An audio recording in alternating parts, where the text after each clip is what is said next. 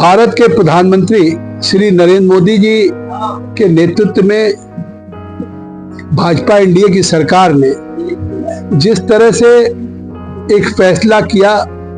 प्रधानमंत्री मोदी जी की पहल पे नीति आयोग ने देश के उन जनपदों को, जो 112 जनपद जो आकांक्षा जनपद घोषित किए गए, इसका श्रेय, इसका पहल मोदी जी को गया, जो हेल्थ में, एजुकेशन में, इंफ्रास्ट्रक्चर में, डेवलपमेंट में पीछे थे। आज उसी की देन है कि सिद्धार्थनगर में मेडिकल कॉलेज आया, नर्सिंग इंस्टीट्यूट आया, यूनिवर्सिटी आ रहे हैं, केंद्रीय विद्यालय आया, और अब भारत और नेपाल की सीमा जो ककरहवा में है, जिसमें दुनिया के तमाम बुद्धिस्ट देश के लोग आते हैं, जो गौतम बुद्ध की उन स्थली पे सारनाथ हो, कुशीनगर हो, नेपाल की लुम्बिनी हो, हमारे यहाँ की श्रावस्ती, सिद्धार्थनगर की श्रावस्ती और कपिलवस्तु। तो अभी तक लुम्बिनी आने वाले बुद्धिस्ट पर्यटकों के लिए सीधे वो ककरहवा कपिलवस्तु नहीं आ सकते थे, क्योंकि वहाँ पे फॉरेनर्स के लिए इंटीग्रेटेड चेक पोस्ट नहीं था, केवल कस्टम लैंड स्टेशन, वो भी रास्ता बंद था। लगातार मेरे प्रयास के बाद हमारी सरकार ने पहल किया नेपाल सरकार से, और आज कस्टम लैंड स्टेशन स्थापित हो गया। अब कोई भी सिविलियन नागरिक, भारत का नागरिक, नेपाल का, अपनी कार से, गाड़ी से वो सीधे लुम्बिनी जा सकता है, सिद्धार्थनगर से, लखनऊ से, और काठमांडू जा सकता, पोखरा जा सकता, बुटवल जा सकता, भैरव, और उधर का नेपाल का व्यक्ति जहां भी देश में, भारत में काम करता है, वहां जा सकता है। लेकिन हमने प्रयास किया, नरेंद्र मोदी के नेतृत्व में हमारे गृह मंत्री श्री अमित शाह जी, वाणिज्य मंत्री श्री पीयूष गोयल जी, इन दोनों लोगों के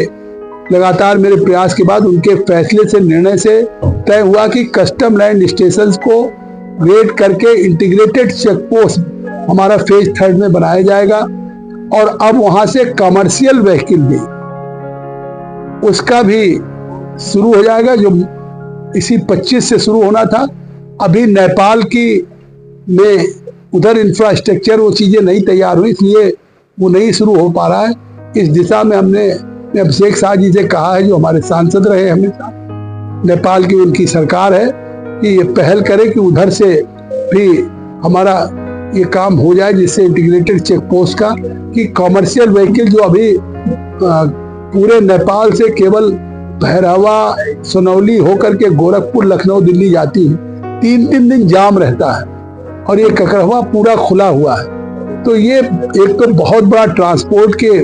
किराए में कमी आएगी, फ्यूल का कंजम्पशन बचत होगी, और भी सुविधा होगी, और विदेशी, वाणिज्यिक, कल्चरल, रिलीजियस, हेरिटेज और अपना बुद्धिस्ट सर्किट के लोगों के साथ एक नया भारत नेपाल के बीच में नया अध्याय जुड़ेगा, विकास की दृष्टि से मील का पत्थर साबित होगा। ये आज हम धन्यवाद देते केंद्र सरकार को, प्रधानमंत्री मोदी जी को, उनके मार्गदर्शन में गृह मंत्री श्री अमित शाह जी